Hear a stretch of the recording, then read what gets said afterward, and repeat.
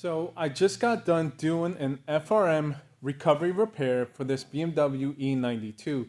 It's a 2012 and it's a very common issue to have the FRM basically get corrupted, and I've done plenty of videos showing how you can recover them with different tools. This time I went ahead and did it with the launch,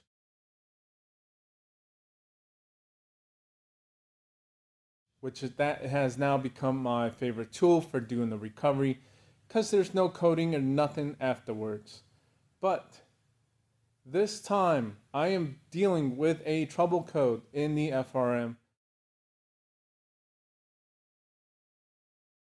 that I haven't run into before, and it's not clearing and not going away. So let's go ahead and tackle that, see if we can get rid of it. So before we get started, let's go ahead and do a full system scan. And we're going to use the Kingbolen K8 to scan every module on the vehicle. And we'll use this interface.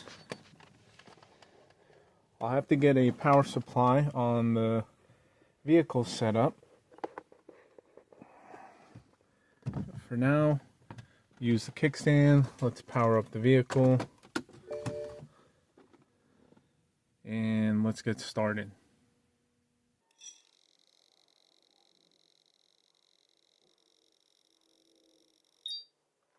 Alright, so it's identified it. Let's go ahead and do diagnosis. Once we get in, we'll scan every single module, we'll build a report, we'll save it, and then we'll continue on.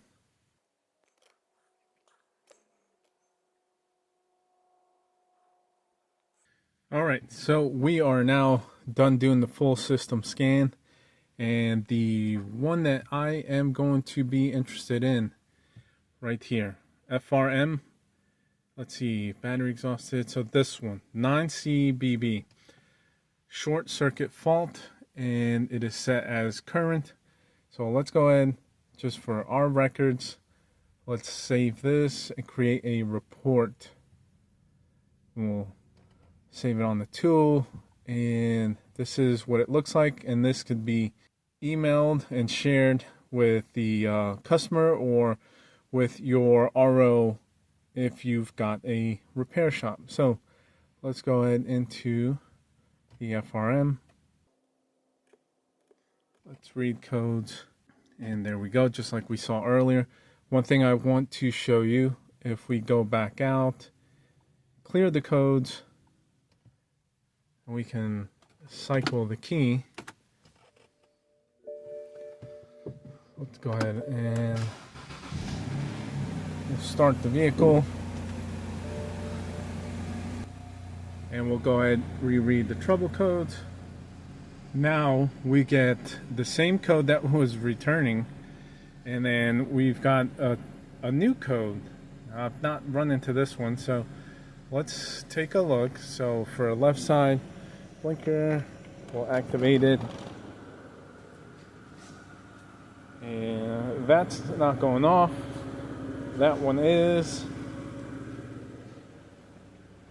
Let's double check, and the rear is not. Now for comparison, let's go ahead and hit the right side. We'll check the front first.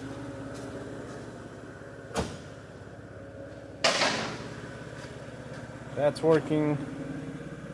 That's not.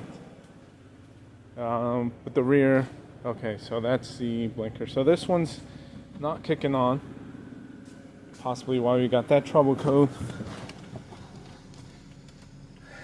So we've got that, which we see why. That one keeps coming on after the recovery, and I've not seen that before.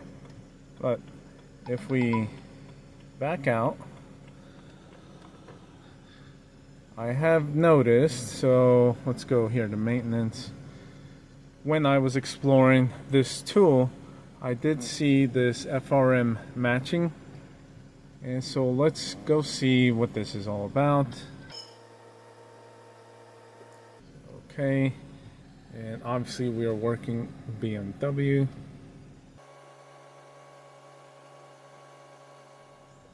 And look what pops up.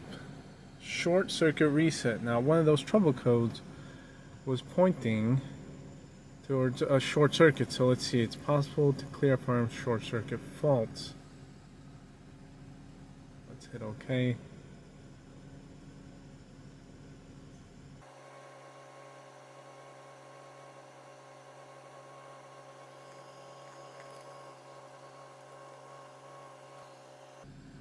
And now we kick back to this home page. I'm assuming that went through the reset. Let's go ahead, go back in,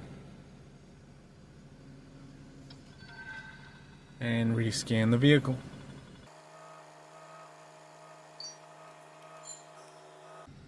Okay, so before we do, let's go ahead and cycle the key. Since supposedly we just went through the reset with the tool, we'll let it kind of power off, reset. We'll key it up, rescan it, and see what we got.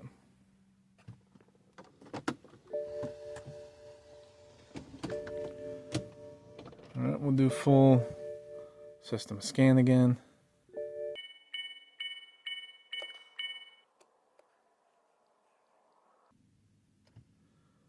Okay, code's actually cleared. Cycle the key. And one thing I'm curious about, let's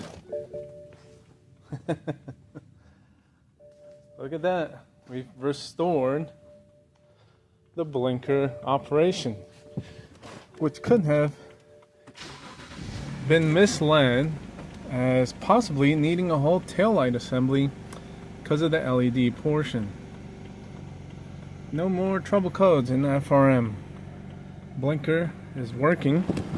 Again, like we stated and saw, it was dropping out, so we'll go back, clear the whole system, and just continue on. And button this one up.